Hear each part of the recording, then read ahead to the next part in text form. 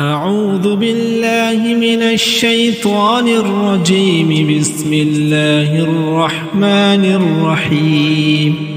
ولقد أرسلنا إلى من قبلك فأخذناهم بالبأساء والضراء لعلهم يتضرعون. فلولا إذ جاءهم بأسنا تضرعوا ولكن قست قلوبهم وزين لهم الشيطان ما كانوا يعملون.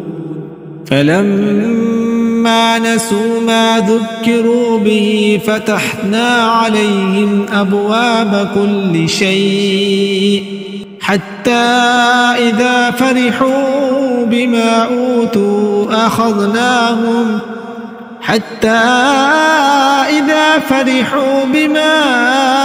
أوتوا أخذناهم بغتة فإذا هم مبلسون. فقطع دابر القوم الذين ظلموا والحمد لله رب العالمين. قل أرأيتم إن أخذ الله سمعكم وأبصاركم وختم على قلوبكم من إله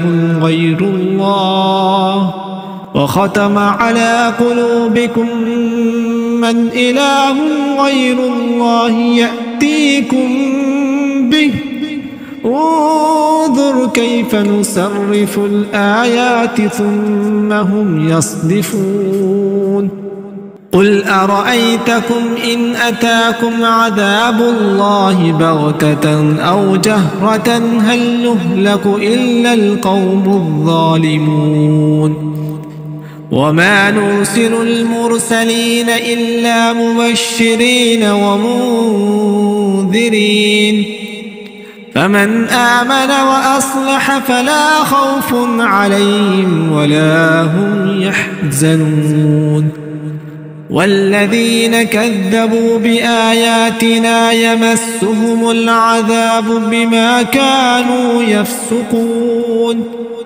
قل لا أقول لكم عندي خزائن